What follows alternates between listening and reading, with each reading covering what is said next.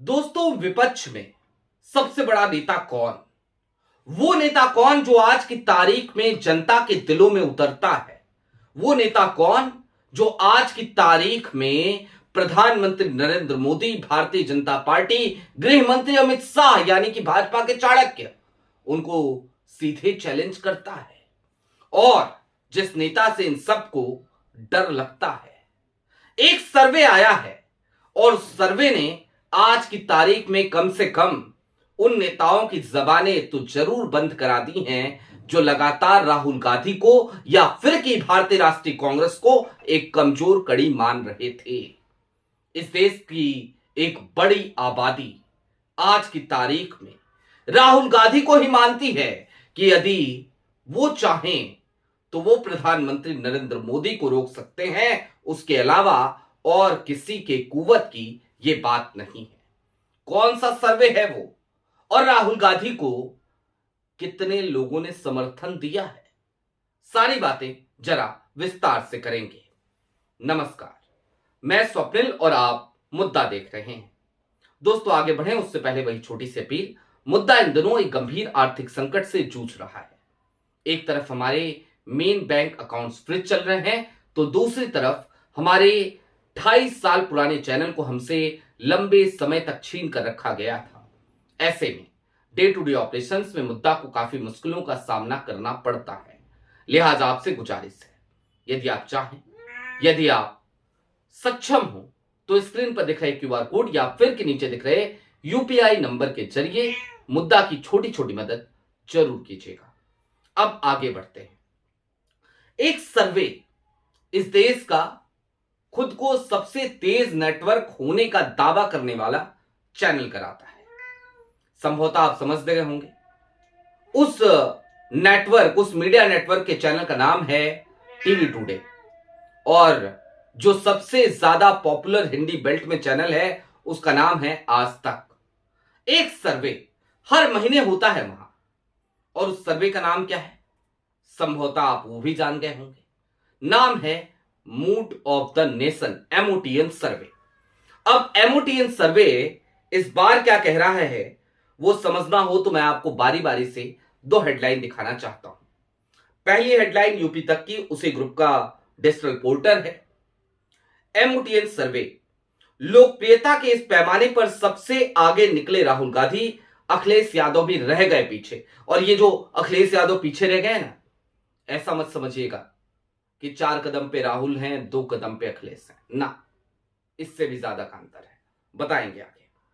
इसके अलावा एक और हेडलाइन, सियासत के सुपरस्टार बने राहुल गांधी, पॉपुलैरिटी के मीटर पर अखिलेश यादव भी छूटे कोसों पीछे।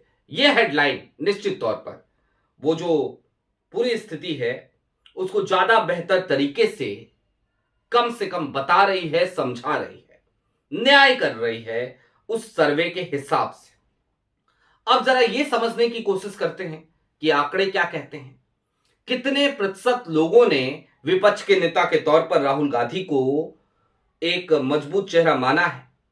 तो दरअसल 28.6% लोगों ने जिस नाम पर मुहर लगाई है कि विपक्ष के नेता के तौर पर प्रधानमंत्री नरेंद्र मोदी को चुनौती देने वाले व्यक्ति के नाम पर, नेता के नाम पर, जिस नाम पर लोग सहमत हैं वो नाम है राहुल गांधी। मैं अगर यूपी तक की कोट अनकोट अगर आपको बताऊं तो एमओटीएन जनवरी 2026 के सर्वे के मुताबिक 28.6% जनता राहुल गांधी को गठबंधन की अगुवाई के लिए सबसे सटीक मानती है। उनके लोकप्रियता के ग्राफ पर अगर नजर डालें तो अगस्त 2023 में ये 23.6% था, जो अगस्त 2024 में तेजी से उछलकर 32.4% के शिखर तक पहुंच गया था। फिलहाल ये आंकड़ा 28% के मजबूत स्तर पर बना हुआ है। अगस्त में 32 था, अभी 28 है। थोड़ा सा ग्राफ गिरा है, लेकिन ग्राफ क्यों गिरा है वो भी समझेंगे आगे, वो भी समझने की कोशिश करेंगे। लेकिन दोस्तों, अब जरा ये समझिए कि और लोगों का क्या हश्र हुआ। मसलन इनके अलावा अगर हम देखें, राहुल के अलावा अगर हम देखें, तो आप जानकर आश्चर्यचकित हो जाएंगे अरविंद केजरीवाल के हालात।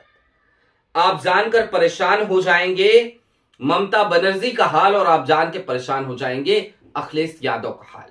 उनके समर्थकों के लिए मैं माफी चाहता हूं, लेकिन फिर भी मसलन 2023 में 14.8% लोग ममता बनर्जी को विपक्ष का नेता मानते थे। जनवरी 2026 में 7.1, 14 से सीधे 7 का ग्राफ। अरविंद केजरीवाल 2023 में 14.6% का आंकड़ा था, आज की तारीख में 6% का आंकड़ा है अरविंद केजरीवाल का। और अखिलेश यादव की अगर आप बात करेंगे तो अखिलेश यादव का भी हाल कमोबेश कहीं ना कहीं यहीं आकर टिक गया है। अखिलेश यादव भी तकरीबन 8% के आंकड़े पर बने हुए हैं एमओटीएन सर्वे में। अब जरा कुछ और बातें समझने की जरूरत है। यह एमओटीएन का सर्वे है, मूड ऑफ द नेशन। समय समय पर टीवी टुडे ग्रुप की तरफ से यह सर्वे जारी होता है, और इस सर्वे में लगातार कई सवालों के आधार पर एक बड़े पैमाने पर इस बात का सर्वेक्षण किया जाता है कि किस नेता का ग्राफ कितना बढ़ा और किस नेता का ग्राफ कितना कम हुआ। राहुल गांधी उसमें आज की तारीख में बाजी मारते हुए तो हमें नजर आ ही रहे हैं, लेकिन इन सब के बावजूद आज की तारीख में मौजूदा स्थिति क्या चल रही है?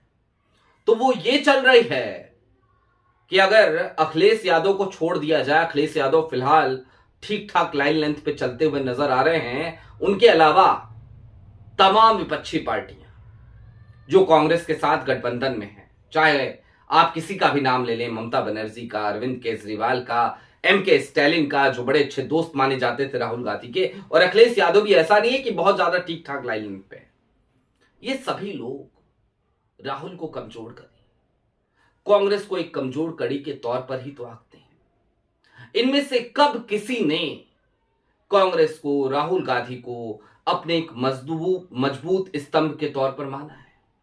जवाब है किसी ने भी नहीं।